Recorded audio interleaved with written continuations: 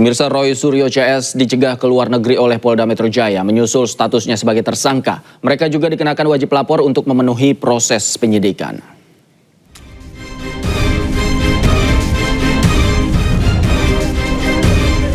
Polda Metro Jaya mencegah seluruh tersangka kasus tudingan ijazah Joko Widodo ke luar negeri.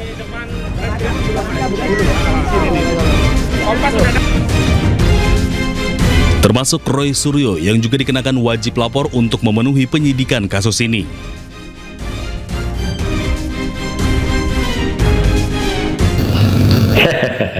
Ya, saya sih senyum saja ya menjawab adanya statement bahwa kami itu dicekal, ya gitu. Nggak apa-apa, ya toh sudah selesai. Udah pulang dari Sydney, Australia, dan bahan-bahan semuanya sudah komplit untuk pembuatan yang black paper itu. Semuanya sudah komplit, nggak perlu lagi, ya gitu. Kalau ke Singapura nggak usah lah. Singapura kampus abal-abal kayak gitu kok. Hanya kampus ke-46 dari 55 di Singapura, dan itu kampus swasta. Tak hanya diam, Roy Suryo CS bersama kuasa hukumnya melawan dengan mendesak Polda Metro Jaya melakukan gelar perkara khusus yang belum ditindaklanjuti. Roy Suryo CS datang ke Polda Metro Jaya sekaligus mengajukan surat permohonan pemeriksaan saksi dan ahli yang diklaim bisa membuat proses penyidikan seimbang. Kami sudah mengirim gelar perkara khusus di bagian Wasidik di Polda Metro Jaya 21 Juli yang lalu. Namun sampai hari ini tidak pernah ditindaklanjuti, dan kemarin dari penyidik kami disonding untuk menindaklanjuti, dan hari ini kami juga akan kembali mengirimkan permohonan gelar perkara khusus yang hari ini kami serahkan kembali ke Biro Wasidik. Jadi kami lihat ahli-ahli yang mereka lakukan itu satu, ya, tidak pernah berkualifikasi seperti itu, hanya bisa membaca undang-undang, bukan pembuat undang-undang, jadi nggak bisa dong menafsirkan undang-undang. Saya kebetulan yang membuat juga, tapi karena saya dalam hal ini yang diajukan statusnya menjadi tersangka, maka saya nggak bisa. Tapi yang di atas saya inilah orang yang bersama-sama saya dulu. Sebelumnya, Polda Metro Jaya telah menetapkan 8 tersangka dalam kasus tudingan ijazah palsu Joko Widodo. Mereka dibagi dalam 2 klaster dan dijerat dengan pasal UU ITE. Tim Liputan iNews melaporkan. Sementara itu, Polda Metro Jaya menghormati keputusan 3 tersangka kasus tuduhan ijazah palsu Jokowi yang menolak dilakukan mediasi dengan Presiden ke-7 Joko Widodo. Polda Metro Jaya menegaskan selama proses penyidikan selalu mematuhi azas legalitas, profesional, proporsional, akuntabel, efektif, dan efisien.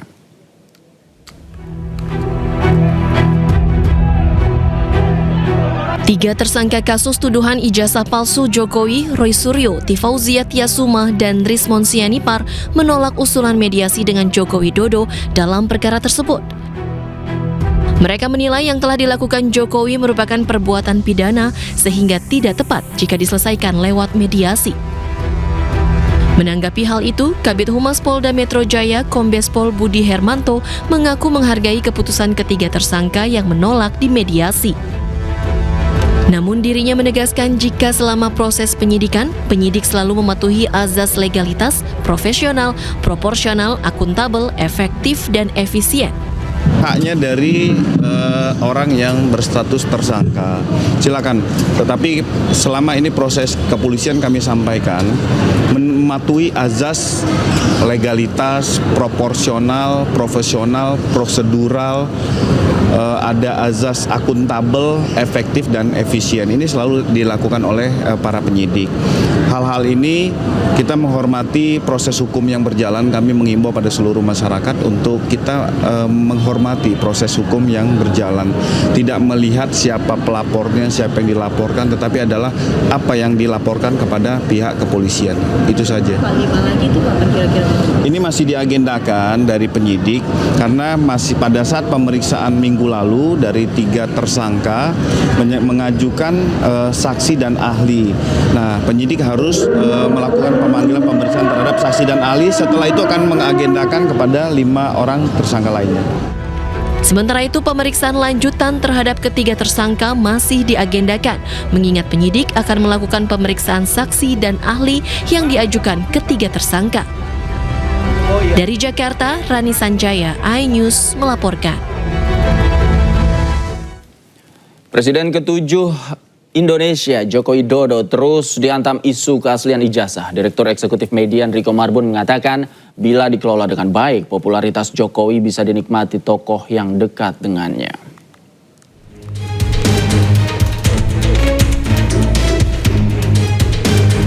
Meski sudah 1 tahun lengser, Presiden ke-7 Republik Indonesia Joko Widodo terus dihantam isu keaslian ijazah. Serbuan berita negatif terhadap Jokowi membuat namanya terus dibicarakan. Bahkan setelah lengser, karena terus-menerus menjadi pusat pergunjingan, nama Jokowi terus relevan. Direktur Eksekutif Median Riko Marbun mengatakan bila dikelola dengan baik, popularitas Jokowi bisa dinikmati tokoh yang dekat dengannya. Menurut Riko, serangan opini yang tidak memperhatikan persepsi publik justru bisa menguntungkan target serangan. Survei Median menemukan hanya belasan persen yang percaya ijazah Jokowi palsu dan isu ijazah ini bukan isu penting bagi mayoritas publik. Riko menambahkan bila tudingan tidak terbukti di pengadilan, tudingan bisa berubah menjadi bullying. Artinya Jokowi dipersepsi menjadi korban dan simpati publik akan berlipat.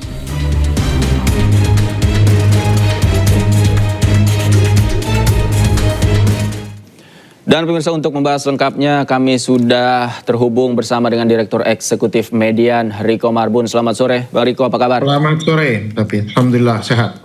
Sehat. Bang Riko, betul isu ijazah ini sebenarnya bisa menguntungkan Jokowi. Bagaimana variabelnya dan bagaimana cara membacanya? Jadi kan sebenarnya begini ya, jadi kita bicara secara secara fakta ya. Ya. Yang pertama, isu ijazah ini kan sudah muncul jauh sebelum Pilpres 2024 ya. Dan berlanjut sampai sekarang setelah kita mendapatkan presiden dan wakil presiden yang baru. Pada saat itu begitu gencarnya pemberitaan tentang ijazah Jokowi, ternyata juga tidak mampu menggoyahkan elektabilitas orang yang dekat dengan Pak Jokowi, yaitu Gibran sebagai wakil presiden. Okay. Itu yang pertama. Yang kedua, kita bisa melihat bahwa ini kan ada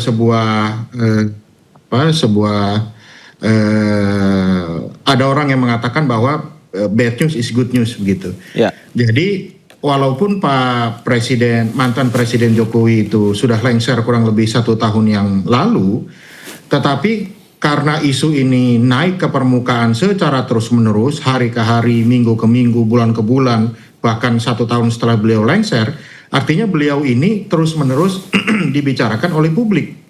Begitu, terus-menerus dibicarakan oleh publik tanpa dia melakukan iklan, begitu ya. Artinya beliau ini tetap relevan di dalam opini publik. Nah, yang ketiga bisa kita lihat, ternyata setelah tudingan terhadap ijazah Jokowi itu yang sekarang memasuki babak baru di pengadilan, begitu ya, ternyata mayoritas publik itu masih mengatakan bahwa mereka meyakini ijazah Pak Jokowi itu asli. Jadi gempuran opini yang luar biasa besarnya itu ternyata hanya 14% yang mengatakan bahwa itu palsu begitu ya, meyakini bahwa itu palsu. Jadi jumlahnya tuh sangat minimal, sangat minoritas. Nah, kalau kita melihat seperti ini, sebenarnya ada 2 contoh menurut saya ya, baik dalam negeri maupun luar negeri.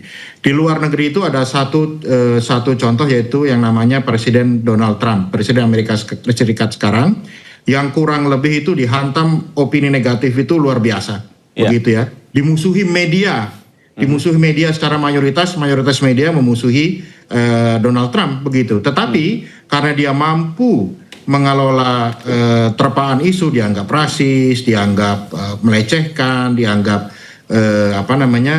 melecehkan perempuan dan dianggap tidak capable. Tetapi itu dikelola oleh dia menjadi perdebatan publik yang justru menguntungkan dia. Okay. Itu contoh dari luar negeri. Contoh dari dalam negeri sendiri itu sebenarnya pernah dialami juga oleh Pak Jokowi waktu beliau maju menjadi calon gubernur DKI beberapa tahun yang lalu kan, waktu dia pindah dari kota Solo mencoba peruntungan untuk maju menjadi gubernur DKI di Jakarta, itu kan serangannya juga luar biasa besar kan. Baik. Dianggap kurang capable, bukan orang Jakarta, tetapi ternyata yang dipikirkan orang Jakarta bukan itu. Baik. Makanya beliau tetap. Bang Riko, tapi kalau begini, siapa saja nanti yang akan diuntungkan dengan isu ijazah ini selain Pak Jokowi sendiri misalnya yang mendapat simpati, siapa lagi yang akan diuntungkan? Ada dua pihak sebenarnya di sini ya. Nah, tetapi yang keuntungan pertama itu yang bisa mendapatkan keuntungan popularitas dan keuntungan elektoral itu pertama tentunya adalah posisi wakil presiden ya, Pak Gibran begitu.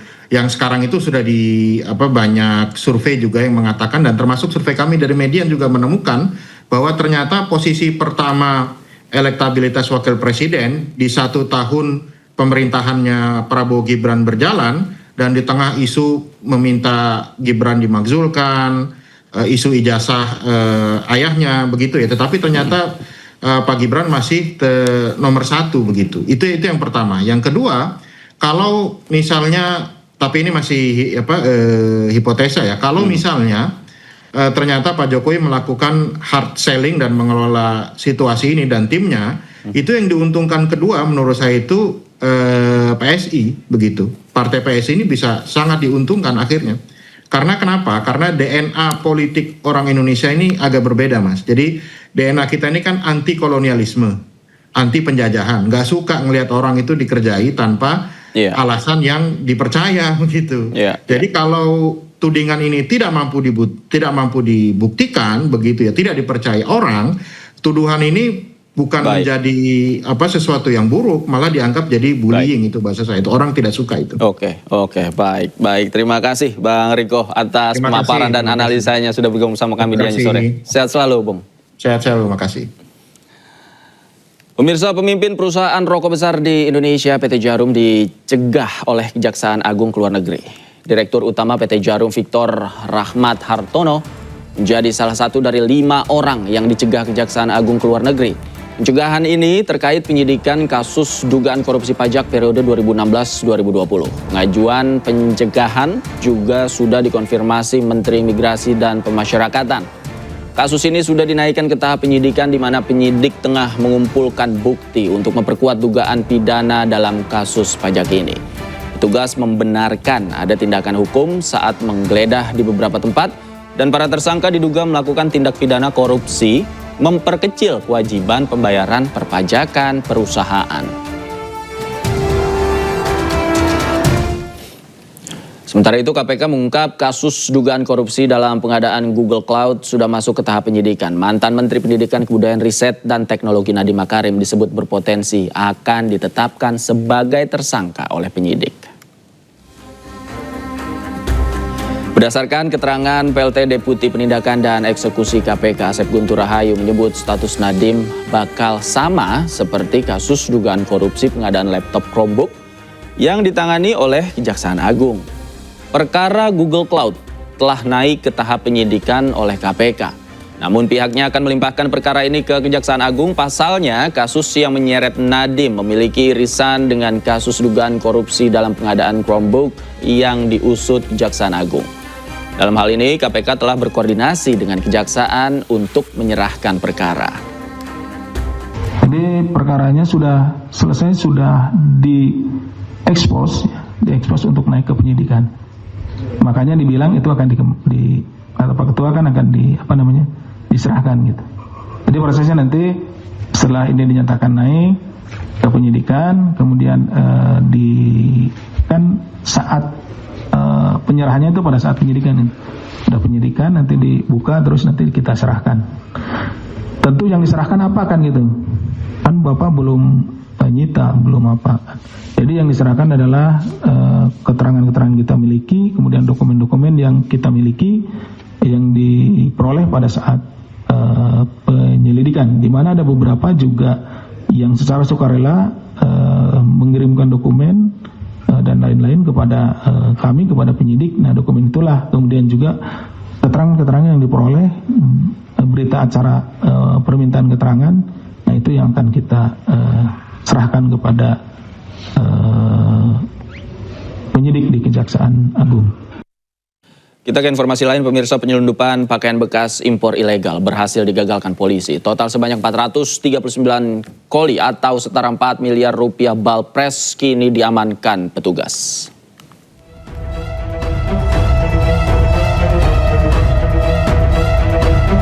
Ditreskrimsus berhasil menggagalkan penyelundupan pakaian bekas impor ilegal. Polda Metro Jaya mengungkap sejumlah 439 koli pakaian bekas impor yang diduga dari Korea Selatan, Cina, dan Jepang. Barang penyelundupan senilai 4,2 miliar rupiah ini diamankan di 2 tempat yang berbeda di wilayah, yaitu penangkapan pada 11 November di Durensawit, Jakarta Timur, dan 16 November di wilayah Cikampek, Tambun, Bekasi, Jawa Barat. Barang bukti yang berhasil kita amankan dari kedua penangkapan ini adalah 439 bal pakaian bekas, 3 truk Ford diesel double, kemudian 2 truk Fuso, 3 pick up, dan 1 buah HP merek Samsung S25 milik saudara IR. Dan semuanya ini sudah berada di Polda Metro Jaya. Persangkaan pasal yang kami terapkan terhadap yang kita duga pelaku adalah pasal 46 Undang-Undang Perdagangan, pasal 110 dan 111 dan Undang-Undang Perdagangan. Dan tidak menutup kemungkinan kami juga akan menjerat dengan pasal TPPU. Modusnya dari para pelaku adalah memasukkan barang impor untuk didistribusikan di daerah DKI dan sekitarnya.